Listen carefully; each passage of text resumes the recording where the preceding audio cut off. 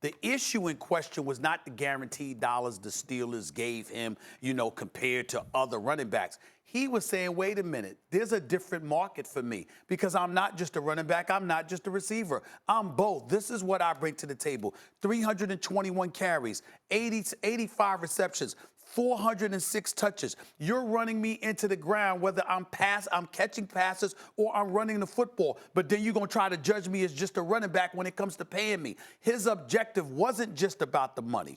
It was about establishing I'm using the word hybrid, establishing a hybrid position where he could have his value elevated and fully appreciated for all of the elements that he brings to the table. But when it was time to get paid by the Jets, what did they pay him as?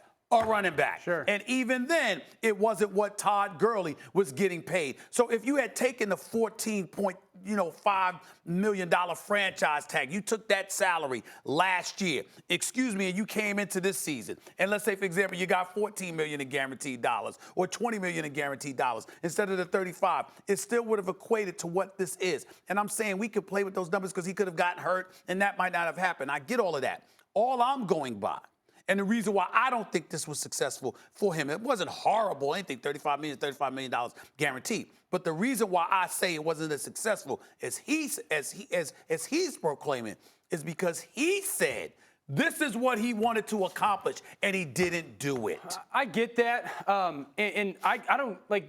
The financial value of it is what it is, and we'll never know if Le'Veon truly sits back. I know this, if you're getting 13.5 or 14.5 per year, you're buying the same stuff at the end of the day. I will say this, no matter how great Le'Veon was in Pittsburgh, and he was great, he's one of the great football players in the NFL, he was never going to be the face of the franchise. He was never going to be the star of the Pittsburgh Steelers. He was never going to be their greatest running back with Franco Harris in the bus there in the past. He now, maybe part of the motivation for him was, I want to go be the face of a franchise. I want to go be the star of an organization that takes them to the next level, the star of the city. With Big Ben and AB there at that time, he was never going to be that in Pittsburgh. So in a way, does this work out for him? Yes, because he now comes to New York. Everyone knows the market, but he could be the star for the New York Jets. He could be, and he mentioned the admiration for Curtis Martin, he could be the great, one of the, if not the greatest New York Jet running backs. If he does what he did in Pittsburgh here, he could be an icon for an organization, which he was probably never going to be in Pittsburgh. But this is about money. That's the standard that Le'Veon set a year ago. Stephen A., you're absolutely right. In his quest to blaze a new path, to break the mold, he certainly failed. Max, on your math that you act like is so simple, there are others that say you have given Le'Veon Bell, along with his agent, horrendous advice. First of all, regarding the injury potential, that's one hell of an insurance policy. $14 million insurance policy on a $30 million potential contract is roughly a 50% insurance policy. You're getting absolutely hosed if you're paying $14 million to protect $30. He gave up $14 million in the franchise tag. That's not the premium. And Joe Banner, who used to work here, was the president of the Philadelphia Eagles and the Cleveland Browns, said this is one of the worst contract decisions he's ever seen. The Pittsburgh Steelers offered him $70 million. You're right, guarantees were 10, but it had rolling guarantees with it.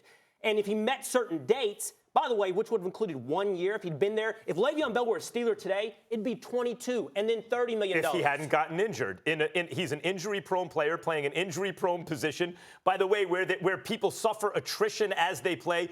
Either way, Max, he's $14 to $20 million behind. No. You're assuming. The faulty premise is you're assuming health. The whole point of guaranteed money is a hedge against that. That's one. Two, to your point, he wants to get paid as a receiver, right? Here's the problem with the logic. I understand. And that's the argument he's going to make, and the team's going to make the other. Here's the problem with running backs making that argument. You get paid based on what they can project your horizons are, the length of your career. The fact that you have all those carries shortens the number of years they believe you'll remain elite. Therefore, the guaranteed money will always be lower than you can never be paid like a wideout and a running back because you can't be paid based on the length of the deal and they prorate your bonus. That's how you get the guaranteed money. Man, I got $35 million guaranteed. It's a lot. Again, trying to see this through different angles, essentially. Adam Schefter yesterday called Odell Beckham, or 2 days ago when the trade went down, Odell Beckham an international star, right? Which I agree with. He's an international star. And so international stars are worth more. They're going to get more money outside of their job, outside of their craft.